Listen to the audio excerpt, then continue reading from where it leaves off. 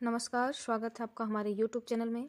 आज हम आपको हरिशंकर परशाई जी की सदाचार का ताबीज के व्यंग कथाओं के संग्रह में एक व्यंग कथा प्रस्तुत कर रहे हैं, जिसका नाम है हनुमान की रेल यात्रा। आइए देखते हैं। रामचंद्र के पिता जमींदार थे। वे अयोध्या में रहते थे। जमींदारी खत्म होने पर वे जमीन और जंगल बेचकर पैसा लेकर दिल्ली बस गए। उन्होंने एक यज्ञ कंपनी खोली जिसमें 250 ब्राह्मण और 25 ऋषि काम करते थे, जो रामलीला की दाढ़ी मूछें लगाते थे। यह कंपनी आर्डर पर भारत में ही कहीं भी यज्ञ करती थी। यज्ञों से देश समृद्ध होता है, यह मानकर सरकार कंपनी को अनुदान देती थी। रामचंद्र की शिक्षा दीक्षा दिल्ली में हुई। जब वे एमए हुए तब उनके पिता और सौतेली माता में विवाद छिड़ा कि बेटे का भविष्य कैसा हो। पिता का मत था कि उसे यज्ञ कंपनी का डायरेक्टर बना दिया जाए। सौतेली माता का हठ था कि उसे दिल्ली से दूर कहीं अच्छी नौकरी दिलवा दी जाए और यज्ञ कंपनी का डायरेक्टर उसका सगा बेटा बने। हठ के सामने मत की ही नहीं चली। रामचंद्र के पिता ने एक मंत्री से, जो यज्ञ के प्रताप से ही मंत्री हुए थे, रामचंद्र को नौकरी देने के लिए कहा। उन्होंने रामचंद्र को अफसर बनाकर नागपुर भेज दिया। सौतेली माँ ने रामचंद्र की शादी करके बहू को कुछ दिन के लिए अपने पास रख लिया। नियम है कि जो माँ बेटे को जितना प्यार करती है, बहू को उतना ही दुख देती है।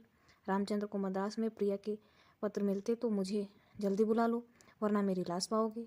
सास जी पूरी राक्षसी हैं। एक दिन रामचंद्र ने अपने सेवकों को बुलाकर कहा कि तुम्हारी स्वामिनी जानकी दिल्ली में बड़े संकट में है। एक तो वह विरह की आग में जल रही है, दूसरे उसकी सास उस पर अत्याचार करती हैं। तुम में से कोई जाकर उसे ले आए। यह सुनकर सेवकों ने सिर नीचे कर लिए और वे चुप बैठे रहे। रामचंद्र ने कहा, तुम बोलते क्यों नहीं, उदास क्यों हो गए? मालकिन के आने की खबर से घबराओ मत। जानकी बहुत अच्छे स्वभाव की है। नए आंकड़ों के अनुसार अफसर के घर में नौकरी के टिकने की औसत अवधि 1 महीना है, पर मैं विश्वास दिलाता हूँ कि जानकी तुम्हें 5-6 महीने निभा लेगी। उठो और उसे सादर लिवा लाओ। एक सयाना सेवक हाथ जोड़कर बोला, मालिक, हमें मालकिन से डर नहीं, हम दूसरी बात से चिंतित हैं। बात यह है कि हम मालकिन को दिल्ली से नहीं ला सकेंगे। रेलगाड़ियों में इतनी भीड़ होती है कि हम कुचलकर या दम घुटकर मर जाएंगे। हम आपके काम के लिए जान दे सकते हैं। जान देने से भी माता जानकी दिल्ली नहीं आ सकती। आप तो जानते हैं कि दिल्ली में आदमी गाड़ी में बैठते हैं और मद्रास में लाशें उतरती हैं। यह सुनकर रामचंद्र चिंतित हो गए। बोले, तुम्हारा कहना ठीक है, गाड़ियों में सचमुच बहुत भीड़ होती है, और क्यों ना हो, जितने डिब्बे बनते हैं उनसे कई गुना बैठने वाले पैदा हो जाते हैं। पर यह समस्या जल्दी हल हो जाएगी। सरकार कानून बना रही है कि जो आदमी 5 से ऊपर बच्चा पैदा करे, वह रेलगाड़ी का एक डब्बा बना कर दे। पर तुम लोगों में से एक भी ऐसा वीर नहीं है जो दिल्ली जाकर मेरी प्रिया को ले आए। सयाने ने कहा, मालिक, दिल्ली तो बहुत दूर है। हम में से कितनों की ही बीवियां 3-4 स्टेशन आगे पड़ी हैं और हम उन्हें नहीं ला सकते। हाँ, हम में से एक ही ऐसा वीर है जो आपका काम कर सकता है, वह है हनुमान। ड्राइवर जामवंत सिंह के पास ही बैठे एक तगड़े नौकर के कंधे पर हाथ रखकर कहा, हनुमान प्रसाद, तुम क्यों चुप हो? तुम तो अतुलित बलशाली हो। तुमने बड़े बड़े पराक्रम किए हैं। तुम नए बॉक्स ऑफिस फिल्म के पहले शो के टिकट खरीद कर तिगुने दाम में बेचते हो। और उठो, स्वामी का काम करो। सियाने के वचनों से हनुमान को अपने बल का स्मरण हो गया। दूसरों की बीवियों की सेवा में दिलचस्पी लेना उसकी पुरानी आदत थी, इसलिए वह बड़ी दौड़ धूप करता था, समुद्र तक लांग जाता था।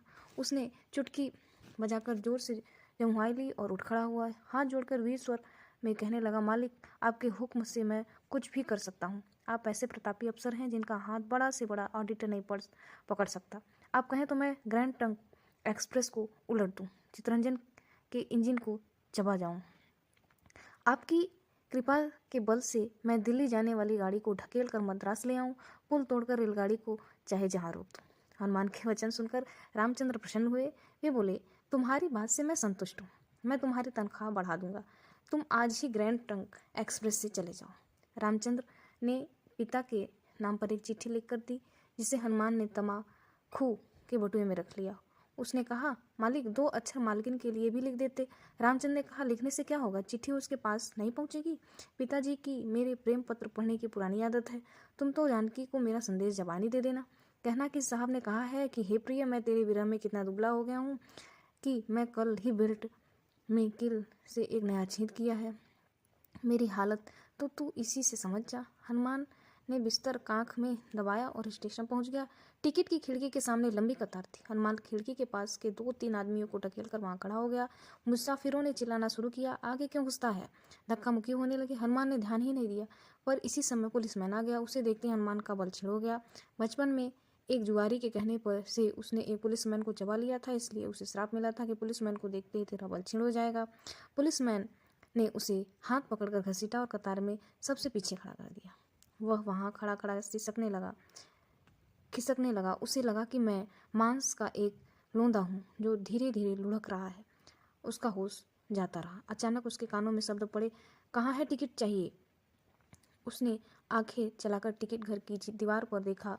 वहाँ 23 तारीख की तख्ती लगी थी। टिकट बाबू से पूछा, आज क्या 23 तारीख है? टिकट बाबू ने सिर हिलाया। हनुमान ने कहा, पर मैं तो 21 तारीख की कतार में खड़ा हुआ था। मुझे 21 तारीख की गाड़ी का एक टिकट दिल्ली का चाहिए। बाबू ने कहा, तुम क्या पागल हो गए हो?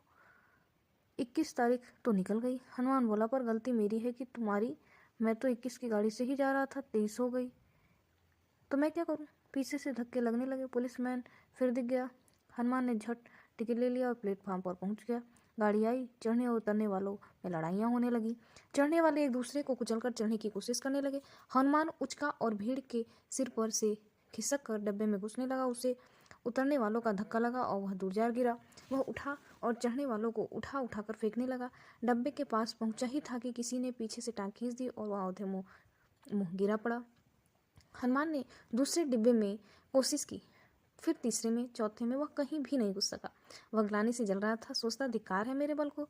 मैं गाड़ी में बैठ नहीं सकता। हाय, मैं मालिक का इतना सा काम नहीं कर सकता। माता जानकी क्या कभी भी अपने पति के पास नहीं आ सकेंगी? वह प्लेटफॉर्म के से निकला और लाइन के साथ साथ आगे बढ़ने लगा। थोड़ी देर बाद रामचंद्र रेलवे लाइन के पास की सड़क से घूमते हुए निकले। उन्होंने देखा कि ग्रैंड ट्रंक रुक गई है और सीटी दे रही है।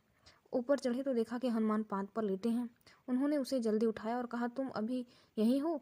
दिल्ली नहीं गए? क्या किसी ने जेब काट ली? इस तरह पांत पर क्यों लेटे हो? हनुमान की आंखों में आंसू टपकने लगा। कहने लगा, मालिक, मुझे मर जाने दीजिए। मैं गाड़ी में नहीं बैठ सका। मेरे बल को धिक्कार है। जिस गाड़ी ने मुझे ऊपर नहीं बिठाया, मैं उसके नीचे बैठकर प्राण त्याग दूंगा।